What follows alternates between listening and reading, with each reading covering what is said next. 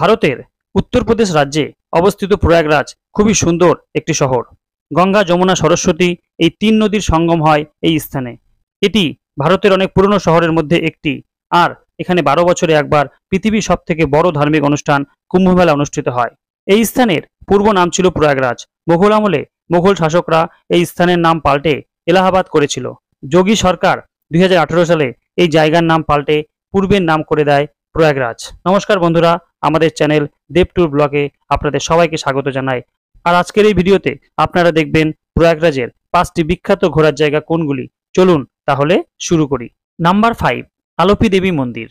ভারতবর্ষের 51 শক্তিপীঠের মধ্যে অন্যতম একটি শক্তিপীঠ হলো এই আলোপি দেবী মন্দির। এটি প্রয়াগরাজ সঙ্গম থেকে 3 কিলোমিটার দূরে অবস্থিত।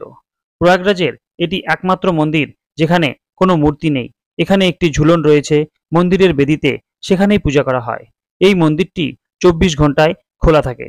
আপনারা প্রয়াগরাজে গেলে প্রয়াগরাজের সাথে সাথে এই শক্তিপীঠটি দেখতে কিন্তু ভুলবেন না। Number 4, Prayagraj fort. 1583 সালে মুঘল সম্রাট আকবর এই দুর্গটি তৈরি করেছিলেন। গঙ্গা, যমুনা ও সরস্বতী নদীর সঙ্গমেই এই দুর্গটি অবস্থিত। আর এটি হলো খুবই জনপ্রিয় একটি কেন্দ্র। এই ফোর্টের বাইরেই রয়েছে বড় হনুমান মন্দির ও এই ফোর্টের ভিতরে আপনারা দেখতে পাবেন সরস্বতী মন্দির ও সরস্বতী কূপ ও অক্ষয় বট এবং তার সাথে পাতাল প্রবেশ মন্দির। নাম্বার 3, বড় হনুমান মন্দির। আমাদের এই লিস্টে নাম্বার 3-এ রয়েছে বড় হনুমান মন্দির, যাকে লোকাল মানুষেরা লেটে হয়ে হনুমান মন্দিরও বলে থাকে। এটি প্রয়াগরাজ সঙ্গমের পাশেই অবস্থিত। পুরো পৃথিবীতে এটি একমাত্র মন্দির যেখানে শুয়ে থাকা হনুমানের পুজো করা হয়। আর এই মন্দিরটি সকাল 5টা থেকে রাত 9টা পর্যন্ত খোলা থাকে। নাম্বার 2, শিবালয় পার্ক।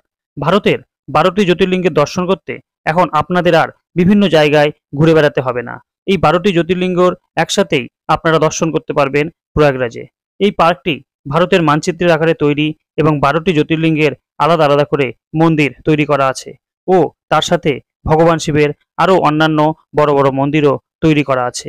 নাম্বার 1, ত্রিবেণী সঙ্গম। আমাদের এই লিস্টে নাম্বার 1-এ রয়েছে ত্রিবেণী সঙ্গম। এখানে গঙ্গা, যমুনা, সরস্বতী এই 3টি নদীর মিলন হয়। আর প্রত্যেক 12 বছর পর এখানে পূর্ণ কুম্ভমেলার আয়োজন করা হয়।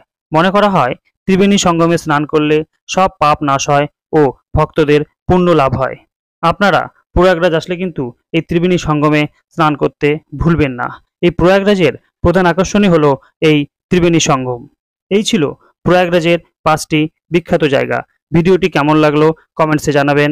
আর ভিডিওটি ভালো লাগলে একটি লাইক করবেন, চ্যানেলটিকে সাবস্ক্রাইব করে রাখবেন। ধন্যবাদ।